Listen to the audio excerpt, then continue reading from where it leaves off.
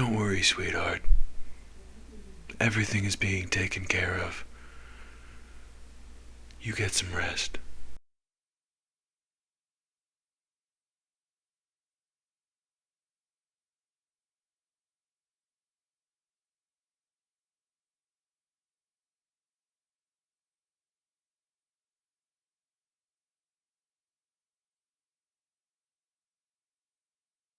When he wakes up, the pain in his left arm is so intense that it takes him several minutes to notice that he has woken up in his own bed. He feels cold and is sweating. He stands and is dizzy. He totters to the bathroom and is unable to reach the toilet in time. He vomits in the sink and feels slightly better. There is a bandage on his left forearm, in the fleshy part just below the elbow. He can't quite make a fist, and it hurts to try. This time he makes it to the toilet, but mostly just dry heaves. The angel is waiting for him in bed. Its backpack is smeared with dried blood, but the sheets are not. What did his angel do for him? He doesn't want to shower with the bandage on, but he's afraid to take it off, so he gives himself a sponge bath. The backpack is poised cat-like on the toilet seat. Even with the burning, itching pain in his arm, washing his armpits and groin with soap and water, scrubbing at the bed sores he acquired while driving, makes him moan with pleasure. To the angel he says, "Thank you." Afterwards he struggles to put on a pair of pants but cannot button them. After much sweating and grunting and grinding of teeth, he gives up and pulls on a pair of sweatpants that don't quite fit right. And gingerly, though not without pain, he pulls on a baggy tank top. But you're home now. You're safe now. That's true. And fuck knows he was headed to a hell of a lot worse than a wounded forearm. He really should be grateful. How long has he been longing for his own bed?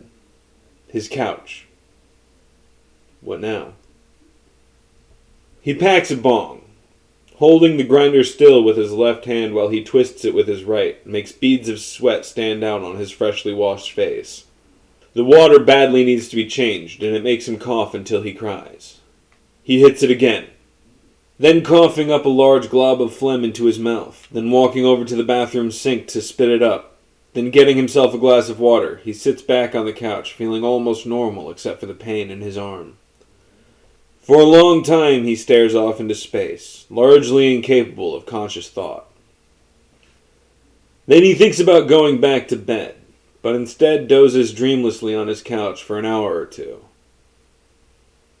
He gets up and makes himself a pot of coffee. He looks over at the 1-pound bag of stale gambler tobacco on the coffee table and sighs. He's not even going to try to roll a cigarette right now. He should not have gotten rid of that rolling machine. He pours himself a cup of coffee and sits, sweating and drinking it at the kitchen table. At this point, he has been missing for probably a couple of weeks. He should probably let someone know that he is not dead. Where's Ty? Oh, fuck. What the hell is he going to tell his parents? What the hell is he going to tell anyone? What should he tell them? And for that matter, how long do you think you have before tower agents kick down your door? You should leave as soon as possible. Pack a few bags and run. He walks out to his car. The sun is glowering heavily down Oak Ave, turning everything orange. His phone is in the center console. He brings it inside. He just doesn't want anyone to be worried. He plugs the phone in on the floor next to his bed, on the ground against the wall, so that he doesn't have to hold it with his left hand. He slumps down on the bed and stares dumbly at the dead battery screen. He dozes off, takes a sip of his coffee, then dozes off again.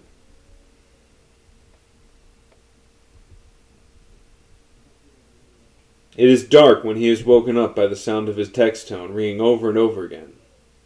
His mouth feels tacky. He walks over to the kitchen and gets himself a glass of water. His left forearm throbs and tingles. The pain is nauseating. He drinks his water and walks back into the bedroom. The notifications have finally stopped. He sits on the edge of the bed. Maybe he should just go back to sleep. Who is he going to call?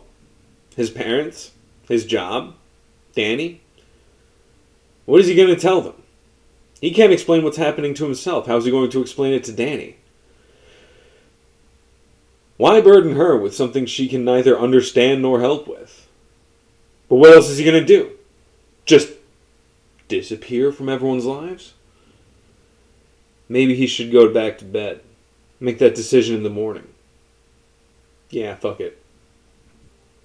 He lays on his back and rests his arm on his chest. Phone needs to charge anyways. God damn it, this shit fucking hurts.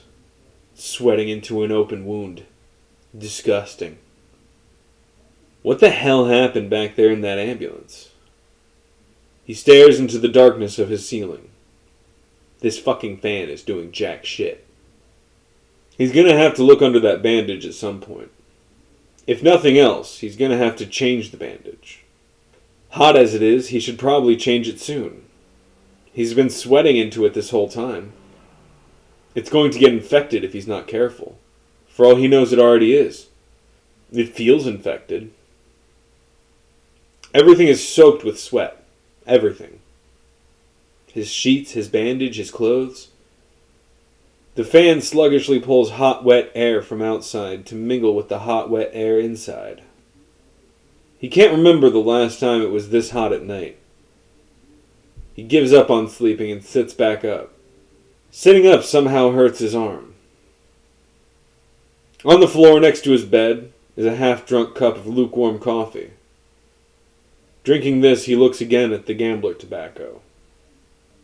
He looks around for his wallet and finds instead a billfold of 20s with his driver's license in the middle. He grabs one of the 20s and leaves his apartment. His car is still in the driveway. It appears undamaged. He thinks it will be a long time before he can get back in that thing. So he walks. Now that he's outside, it's not so bad. Maybe just that fan ain't shit. He wonders vaguely what time it is. The street is empty, but the streets in Torrington are usually empty any time after 9 p.m. or so. Why does he feel guilty? He reaches the stop sign and stops, staring vaguely across the empty intersection. There's something peaceful about Torrington at night. Maybe it's the familiarity. Maybe it's something about Torrington. As a kid, he used to sneak out at night just to walk around. He wouldn't even sneak smokes or drinks, not most nights. He would just walk around. Why does he feel guilty? He's walking down to Cumbies to get a pack of cigarettes. What does he have to feel guilty about? He stands hesitating at the stop sign, as though indecisive. But what does he have to be indecisive about? He thinks maybe what makes Torrington seem so peaceful at night is something about the houses, especially in South End. Multi-family homes built 100 years ago and built cheaply then and poorly maintained over the years.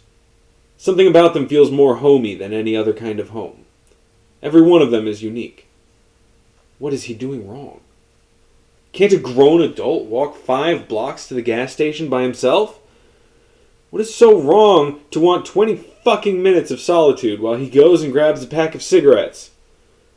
He turns around, walks 3 blocks back to his apartment, puts the backpack on, and starts his journey over. He has not seen the ants since he got home, but he knows they're there. He can't pretend he doesn't know what that itching feeling in his sinus and throat have been. A person can only lie to themselves for so long. But don't act like they didn't save your life when you were kidnapped by the tower. That's true. The ants are a part of him now. The angel is a part of him now. For better or worse, nothing can change that. Nobody's hanging out in front of Cumbies, just some old guy sleeping. It must be pretty late after all. As he walks through the door, air conditioning freeze-dries his sweat and the light dazzles him for half a second. He walks up to the counter, and the bored, pallid 35-year-old woman looks up from her phone. "Can I help you?" Pack of spirits, please." He doesn't tell her what color and she doesn't ask. She grabs yellow and puts it on the counter. He puts a lighter next to it and says, "This too, please." He hands her the 20. She hands him a couple of bills and the change thing spits out some change. She looks back at her phone and says, "Have a good night." Yeah. He should have asked for black. As he walks outside, the old guy he thought was sleeping says, "Hey man, can I bum one off you?" "Yeah, sure." He doesn't have the strength in his left hand to hold the pack still, nor does he have the dexterity in his fingers to pull the tab. He says, "Actually, this might be kind of weird, but could you open this for me?" "Yeah, man. Hey, what happened to your arm?" "Believe it or not, I have no idea. I was blacked out when it happened." What the fuck are you doing? This guy is a total stranger. What are you telling him? Do you want the tower to find us? The old man stares at him as if trying to figure out if he's serious or not. They stare at each other for a little bit. The old man says, "Hell of a hangover," and smirks, then starts to say, "Sorry," but bursts out laughing, cutting him off. He laughs loudly for a long time, not sure if the old man is laughing too and not really caring. Then he lights their cigarettes and says, "Yeah," and they smoke in silence for several minutes. Says, "Yeah, anyways, good night. Hey man, be careful out there, you know?" "Yeah." "I mean it. I don't know you, but I can tell you're a good dude. I don't want to see nothing bad happen to you." "Yeah." "They got AA meetings up at Trinity on Water Street. NA meetings too, I think. It didn't really work on me, but I got friends, they'd be dead without that shit. And I got other friends, and they are dead. You know what I mean?" "Yeah." "I ain't trying to live your life, but yeah, no, I get you. Take care of yourself, man." "Yeah, man, you too." When he finishes his cigarette, he starts another one. Did he tell that guy too much? As he starts to sweat again, a stinging, prickling feeling sets in around the edges of the wounds on his arm. That guy didn't seem like a tower agent. What's a tower agent like? All he told him was that he blacked out and hurt his arm. He's an old drunk, and probably all his friends are old drunks too, and this can't be the first time he's met someone who blacked out and hurt their arm. Well, what's done is done. But he should come up with something to say when people ask. Even without Tower, who could ever understand what you're going through? How could you make them understand? It's no one's fucking business anyways.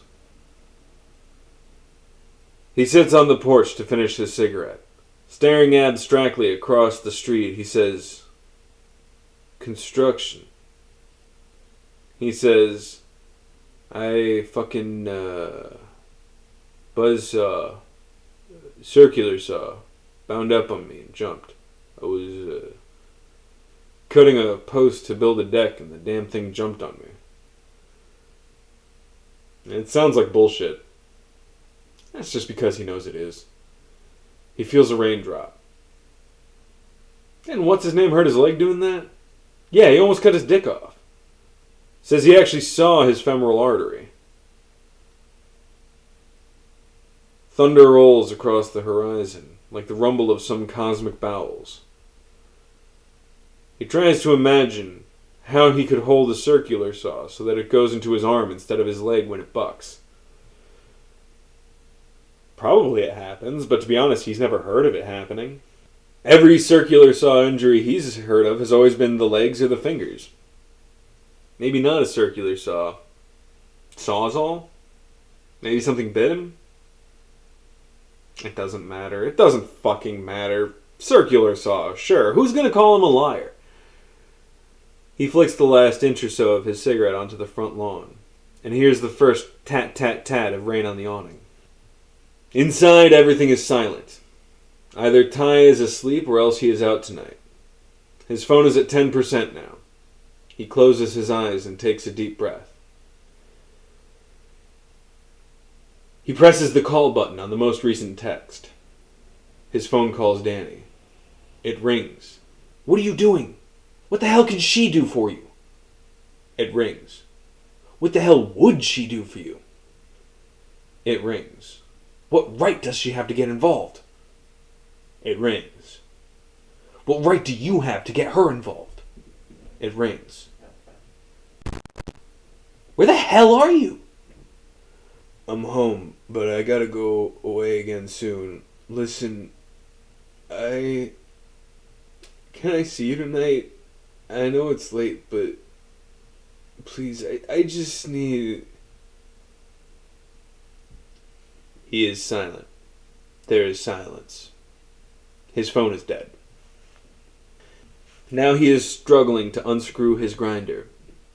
He has no strength in his fingers, and he is shivering violently.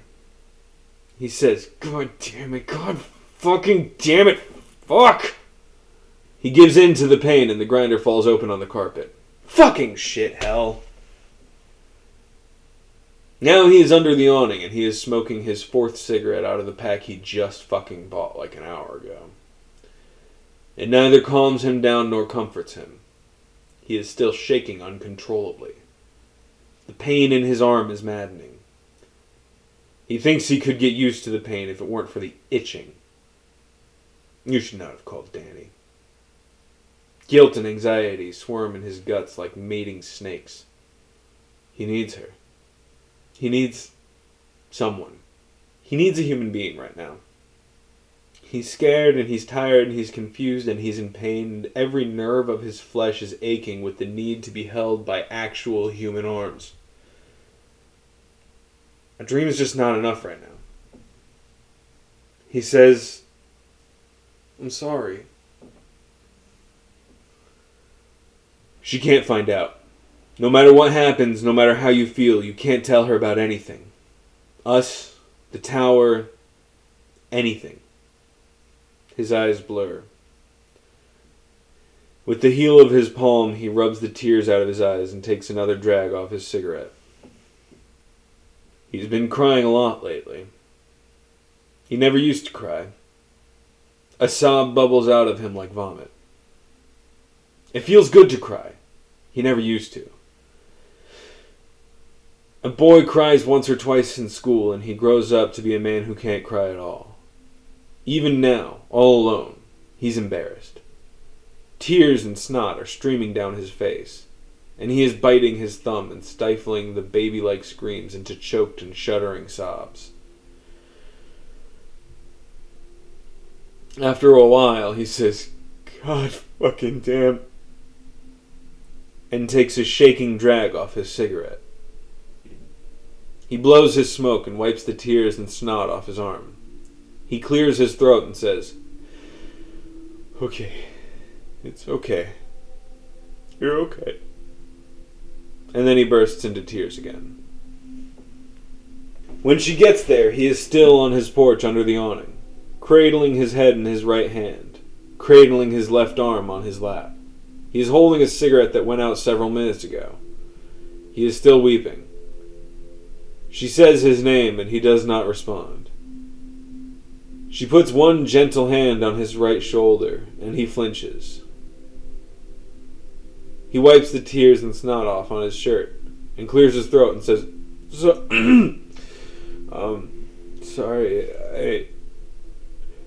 sorry. And sniffs and stifles a sob. They stare at each other, both at a loss. She is pale. It looks like she has been crying too, but it's hard to tell because she is wet all over from the rain. She is wearing her pajamas and boots, and she is not carrying a purse. Did you walk here? Yeah, my car died. That sucks. I'm sorry to... She cuts him off and says... She says, "What the fuck is going on?" She says, "Where have you been?" And she says, "What happened to your arm?" And, "Come on, let's go inside." He says, do you mind if I have a cigarette first?" "Of course. I mean, sure, I don't mind, but..." "Do you want one?" Sure, thanks." They squeeze together under the awning, both longing to hold and be held by the other. They keep their hands to themselves, and they don't know why. They smoke in silence until she says, "So are you gonna tell me what's going on?" Yeah, sorry, No, I'm sorry, I don't mean to come at you like this. It's just that, you've been missing for like a month. I was terrified, and when you called, I was so relieved, but now I've never seen you like this, and was I right to be scared? Should I be scared? "No, please, I'm sorry. I'm fine. I'll be alright. You didn't tell anyone I called you, did you?" "What? No, I mean, not yet." "Please don't." "What? Why? What's going on? Are you on something?" "I wish." Is someone after you?" "Kinda." He takes a drag and stares intently across the street. "Are you gonna tell me what's going on?" "I'm trying. Please. I'm sorry."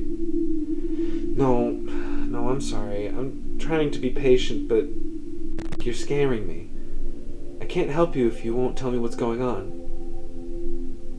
He says under his breath, "You can't help me anyways." "What?" "Let's go inside." In the doorway, in silence, he tries to think of a lie. He walks through the kitchen in silence. He sells drugs, for Christ's sake. There must be some plausible reason why someone would be after him. Why did he tell her someone was after him? He walks through the living room in silence. In silence, she walks behind him.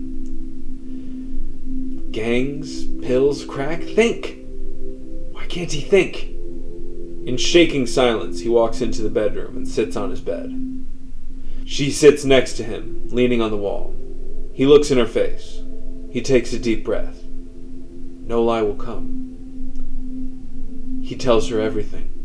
He watches helplessly as her eyes grow wider and wetter and more bewildered. He can't stop. Every sweating, painful, humiliating detail bleeds out of his mouth. He can't stop.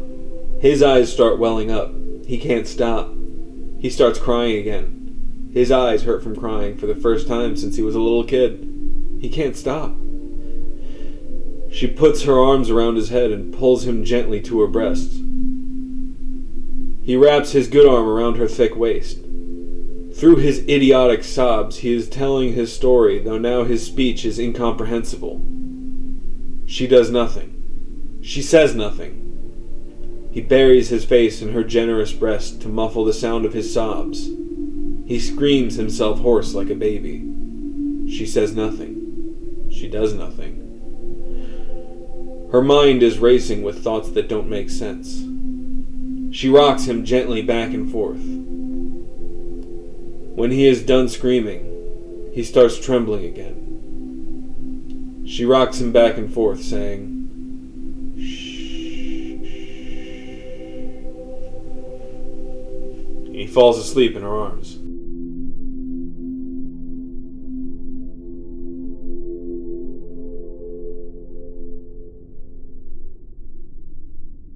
She is still warm when he wakes up. She is covered in drying blood, and he is covered in drying blood, and his bed is covered in drying blood. There is a gaping, ragged hole in her throat. Her eyes are bulging and her mouth is open, and her expression is neither one of terror nor one of peace. Her face is totally blank. He's never seen a face like that before. His mouth tastes like blood and he wants to vomit, but he does not. He runs to the bathroom and stands over the toilet, gagging himself first with his toothbrush and then with his fingers. He gags, but he does not vomit. His eyes water, but he does not cry. Walking out into the kitchen, he finds the backpack and the keys and the billfold full of 20s on the kitchen counter. He looks back at the bedroom door. He cannot go in there.